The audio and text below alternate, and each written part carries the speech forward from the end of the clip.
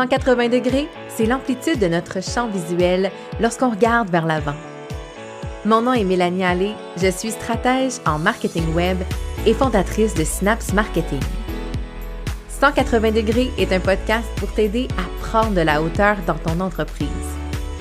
En solo ou avec un invité, je t'y partage des réflexions entrepreneuriales, des conseils marketing ainsi que mes meilleurs outils pour créer une entreprise au service de ta vie rêvée.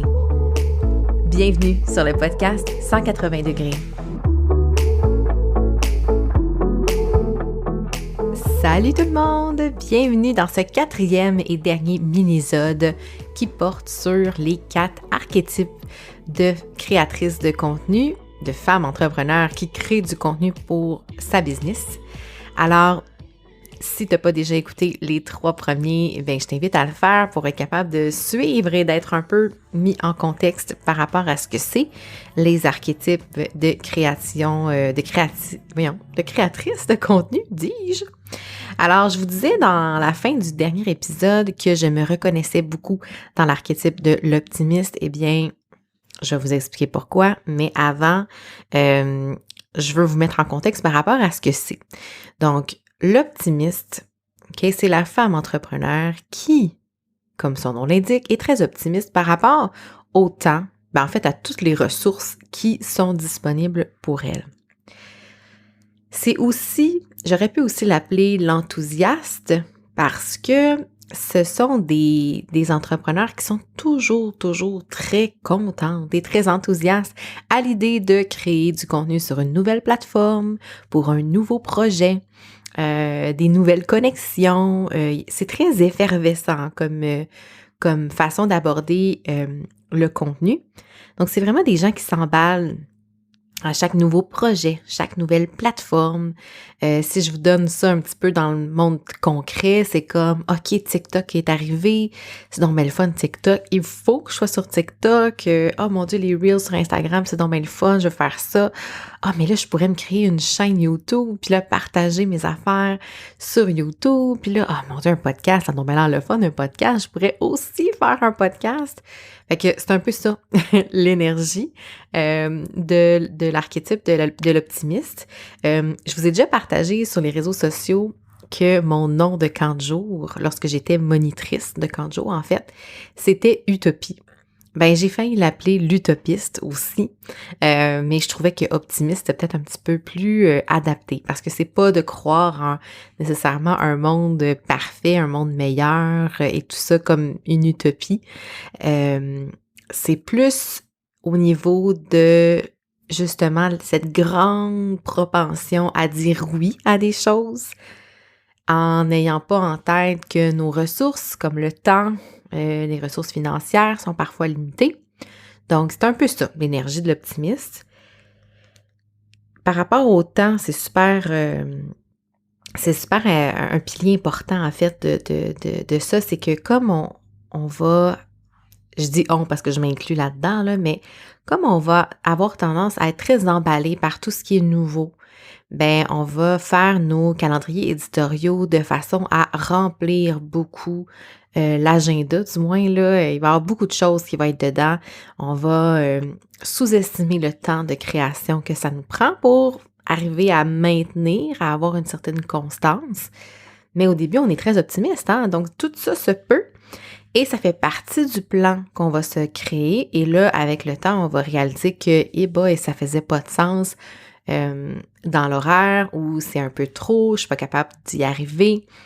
Et c'est aussi l'autre volet super important, c'est par rapport à la vente. Donc souvent, les optimistes ne vont pas parler de leur offre, du moins pas assez souvent, pour que les gens comprennent exactement, voyons, comment qu'elle peut m'aider, c'est quoi qu'elle offre, quel genre de service. Ce qui amène en fait à recevoir beaucoup de questions. « Hey, comment tu peux m'aider? C'est quoi? Quel genre de service offres-tu? » Des choses que, par exemple, la pragmatique ne vit pas. Parce que la pragmatique, on le sait ce qu'elle a à vendre, elle en fait la promotion de façon très habile et très souvent, très répétée. Donc l'optimisme, c'est aussi dans son optimisme de penser que les gens vont aller voir par eux-mêmes c'est quoi les offres. Ils vont se débrouiller pour trouver l'information. Ceux qui sont vraiment intéressés, ils vont prendre le temps d'aller voir toutes nos stories à la une sur Instagram pour comprendre c'est quoi nos offres de services, comment on peut les aider, c'est quoi notre personnalité. Donc, voyez un petit peu le portrait de l'optimiste. Donc, grande propension à dire oui un peu à tout et n'importe quoi, en fait, à toutes les opportunités intéressantes et propension aussi à oublier le volet promotion dans son contenu, donc à miser beaucoup sur la connexion, l'interaction, l'expertise, mais très, très, très peu sur la promotion, ce qui nous amène des fois à avoir finalement des reality checks de « Oh mon Dieu, mais les gens ne savent pas vraiment c'est quoi mes offres. » Donc, maintenant que le portrait est fait, ben, on voit tout de suite finalement que l'angle mort logique, c'est danger d'éparpillement, d'avoir peu de constance dans les actions parce qu'on commence plus de projets que l'on en termine. Et là, ça vient aussi avec un sentiment d'être souvent débordé, puis un plus petit sentiment de réalisation, en fait. Parce que comme on commence des choses que parfois on n'a pas le temps ou les ressources pour terminer, bien, le sentiment d'accomplissement, des fois, il vient un petit peu être amputé, si on veut. Là. C'est plus difficile de se sentir pleinement accompli quand on a dit oui à plein d'opportunités qu'on n'aura peut-être pas le temps de faire, ou on va le faire, mais on va se brûler puis on va se sentir super débordé, ce qui est un autre, ce qui est un danger qui guette chaque femme optimiste dans sa création de contenu. Alors maintenant que ça c'est dit, bien, comment on peut faire pour que ne pas tomber dans ces pièges-là? Bien, un peu comme l'intuitive doit se poser la question, est-ce que ma pulsion de créer répond à un de mes objectifs avec mon entreprise? Bien, l'optimiste, elle, doit se poser la question, est-ce que c'est réaliste dans les mesures, dans les conjonctures actuelles? Est-ce que c'est réaliste d'accepter tel projet ou d'initier telle opportunité ou d'aller créer du contenu sur une nouvelle plateforme?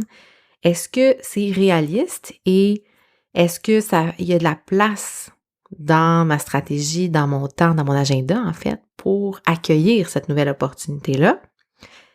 Et le grand, je dirais, le grand conseil que j'ai donné aussi dans l'audio qui accompagne le quiz, c'est de peut-être commencer par une plateforme, un projet porteur, et là, ensuite, une fois qu'on est rodé, d'aller greffer de nouveaux projets. Et ça va être très, très difficile pour les entrepreneurs optimistes parce que justement, ça vient avec un très, très grand enthousiasme. Oui, c'est ça, enthousiasme. Et ça peut faire en sorte d'avoir un petit sentiment que, ben, on est-tu passé à côté de quelque chose? J'ai-tu raté une opportunité? J'ai-tu manqué quelque chose? Le fameux FOMO. Ça, c'est vraiment très, très fort chez les optimistes. Donc, c'est d'essayer de résister à ce sentiment qui nous pousse à aller vers certains projets parce qu'on a peur de manquer ou de rater une opportunité pour notre entreprise. Alors, je ne sais pas si ça résonne chez toi. Je ne sais pas si tu t'es reconnu dans le portrait. Évidemment, j'ai beaucoup d'exemples concrets parce que c'est très collé à ma réalité. À moi, j'en ai aussi des clientes qui sont dans ce genre de pattern-là au niveau des plateformes, dans le genre « Ah, une telle m'a dit que je devrais faire ça, je vais le goût de faire ça, j'ai commencé un truc, je me suis fait un blog en fin de semaine. » Fait que c'est souvent des choses qu'on doit réaligner par après, qu'on se positionne, puis on se dit « Ben, on l'a testé, ça faisait du sens parce que j'ai eu du plaisir, mais on continuera pas dans cette voie-là. » Donc, je ne sais pas si ça faisait écho et je ne sais pas si les épisodes, les mini-sodes sur les archétypes t'ont aidé à comprendre un peu peut-être certains patterns que tu vis dans ta création de contenu. Encore une fois, je t'invite à venir me jaser en privé parce que je trouve ça hyper enrichissant de comprendre ta réalité. Qu'est-ce que toi tu vis? Qu'est-ce qui est le grand frein finalement ou l'angle mort que toi tu perçois dans ta réalité? Donc, n'hésite surtout pas à venir me jaser sur Instagram, sur Facebook, sur LinkedIn. Bref, tous les liens sont dans les notes de l'épisode pour me rejoindre. C'est assez facile. Et Sinon, je vous dis à la semaine prochaine parce que, dans le fond, on va revenir avec une cédule hebdomadaire régulière, donc les lundis, avec un épisode, je vous en dis pas plus, en fait, je vais garder la surprise, mais on revient avec, disons, notre programmation régulière. Donc, merci d'avoir été là et merci d'avoir écouté les fameux mini-sodes sur les archétypes. J'espère que ce quiz t'aura aidé de façon ludique à comprendre un peu tes patterns de création de contenu. J'espère que concrètement, ça va t'aider à mieux cibler les actions à prendre pour t'aider à croître ton entreprise. Alors, je te souhaite une excellente semaine et on se retrouve dès lundi prochain pour un autre épisode de 180 degrés. Bye tout le monde!